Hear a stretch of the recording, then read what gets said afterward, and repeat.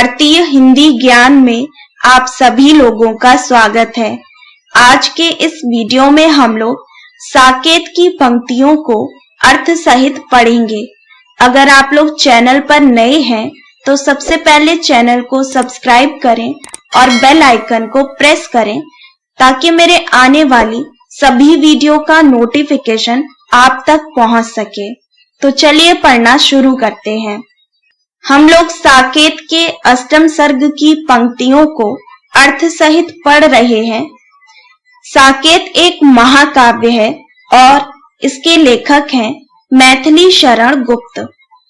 पिछले वीडियो में हम लोगों ने साकेत की जिन पंक्तियों को पढ़ा था, आज हम लोग उन्हीं पंक्तियों के आगे पढ़ेंगे। तो चलिए सबसे पहले देखते हैं कि पंक्तियां कौन सी हैं। ये हैं पंक्तियां, इनको पढ़ लेते हैं। भाभी भय का उपचार चाप यह मेरा, दुगुना गुणमय आकृष्ट आप यह मेरा, कोटि क्रम सम्मुख कौन टिकेगा इसके, आई परास्तता कर्म भोग में जिसके, सुनता हूँ आए भरत यहाँ दल बल से, वन और गगन है विकल चमू कल कल से,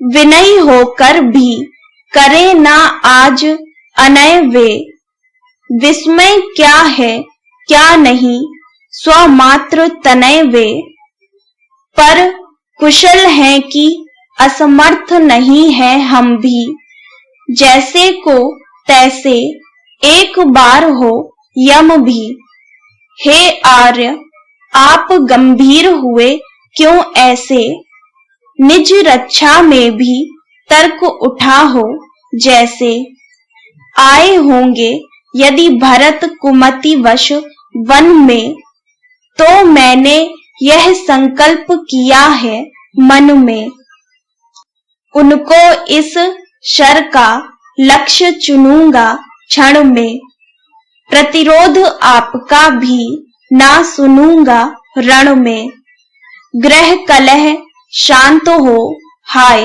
कुशल हो कुल की, अक्षुण अतुलता रहे सदैव अतुल की, विग्रह के ग्रह का कोप ना जाने अब क्यों, आ बैठे देवर राज्य छोड़ तुम जब क्यों। ये हैं पंक्तियां। अब इन पंक्तियों में हम लोग कुछ शब्द अर्थ को पढ़ते हैं। यहाँ पर देखिए लिखा हुआ है उपचार, इसका अर्थ है इलाज। इसी के आगे एक शब्द लिखा है चाप, इसका अर्थ होता है सेना। नीचे यहाँ पे लाइन में लिखा हुआ है सम्मुख, इसका अर्थ होता है सामने। इसी के नीचे लाइन में लिखा हुआ है परास्तता, इसका अर्थ होता है हारा हुआ या फिर हारना। यहाँ पर देखिए लिखा हुआ है विस्मय, इसका अर्थ है आश्चर्य। नीचे यहाँ पर लाइन में लिखा हुआ है कुमति, इसका अर्थ होता है बुरी नियति। यहाँ पर लिखा हुआ है शर, इसका अर्थ होता है वाण। तो ये थे कुछ शब्द अर्थ। यहाँ पर मैंने संदर्भ को नहीं पढ़ाया है। अगर आप लोग संदर्भ पढ़ना चाहते हैं तो साकेत का पार्ट 1 और पार्ट 2 जरूर पढ़िएगा, उसमें मैंने संदर्भ पढ़ाया है।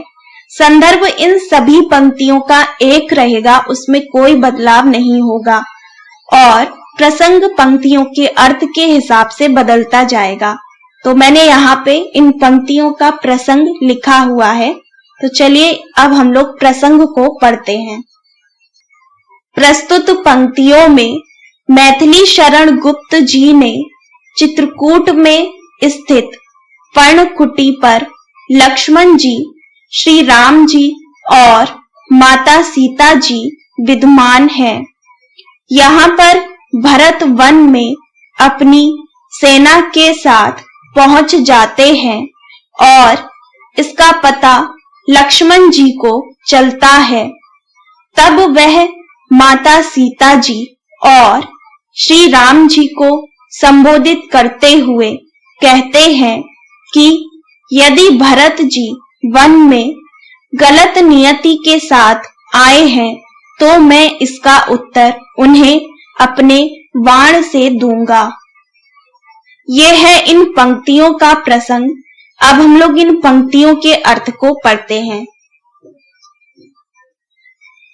इन पंक्तियों में चित्रकूट में स्थित पर्णकुटी में लक्ष्मण जी माता सीता जी से भय युक्त बातों को सुन करके माता सीता जी से कहते हैं कि हे भाभी जी, इस भय का उपचार मेरा यह धनुष है। जब किसी प्रकार का भय दिखाई देता है तब मैं इसकी डोरी को दुगना खींचता हूँ। लक्ष्मण जी कहते हैं कि मेरे इस धनुष के सम्मुख कौन टिक सकता है? वही टिक सकेगा जिसके भाग्य में हारना लिखा हो। लक्ष्मण जी अपने मन की बातों को माता सीता जी से बताते हुए कहते हैं, भाभी जी, मैंने सुना है कि भरत जी सेना के साथ वन में आ रहे हैं और यह वन आसमान सेना की कोलाहल से भर गया है। भरत विनम्र होकर भी क्या अन्याय नहीं कर सकते हैं? क्या इसमें कोई संदेह है कि वह अपनी माता के पुत्र नहीं हैं? पर हमें किसी प्रकार की चिंता नहीं है।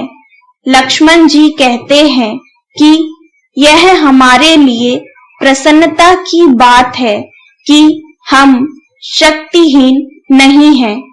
एक बार हमारे समक्ष यमराज क्यों ना आ जाए, मैं उसी के समान उसको उत्तर देने में सामर्थ्यवान हूँ।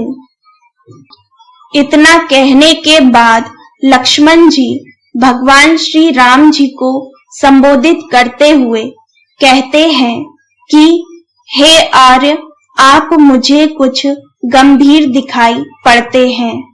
ऐसा मुझे ज्ञात हो रहा है कि अपनी रक्षा में आपके अंदर कोई तर्क उठ रहा है।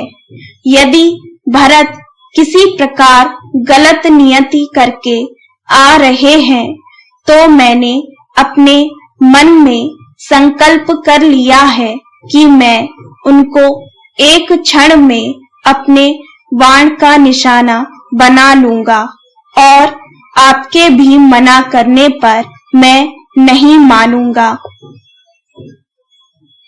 यह बात सुनकर माता सीता जी कहती हैं कि हे भगवान, यह ग्रह कलह अब शांत हो जाए, हमारे परिवार की कुशलता स्थिर हो और नष्ट ना हो, मेरा परिवार सदैव अतुलनीय बना रहे। अब क्यों यह आपस में बैर और क्रोध बढ़ रहा है, जबकि तुम अपना राज्य छोड़कर यहाँ वन में आ गए हो। यह है इन पंक्तियों का अर्थ। अब हम लोग इन पंक्तियों के काव्य सौंदर्य को पढ़ते हैं। यहाँ पर मैंने काव्य सौंदर्य में 3 पॉइंट लिखे हुए हैं। इसमें फर्स्ट है, इन पंक्तियों में भरत जी के वन में जाने पर लक्ष्मण जी के मन में जो विचार उठते हैं उन्हीं का वर्णन किया गया है। सेकंड पॉइंट है, लक्ष्मण जी माता सीता जी से अपने मन में आए सभी विचारों को प्रस्तुत करते हैं। थर्ड पॉइंट है, इन पंक्तियों में श्री राम जी के चिंतित होने का वर्णन भी किया गया है। तो आज हम लोगों ने साकेत की पंक्तियों को अर्थ सहित पढ़ा है। इसके आगे की जो भी पंक्तियां हैं हम लोग नेक्स्ट वीडियो में पढ़ेंगे। अगर आप लोगों को ये वीडियो पसंद आया हो तो इस वीडियो को लाइक जरूर करिएगा और अपने सभी दोस्तों के साथ शेयर करिएगा। अगर आप चैनल पर नए हैं तो सबसे पहले चैनल को सब्सक्राइब करें और बेल आइकन को प्रेस करें ताकि मेरे आने वाली सभी वीडियो का नोटिफिकेशन आप तक पहुंच सके। तो मिलते हैं नेक्स्ट वीडियो में, तब तक पढ़ते रहिए।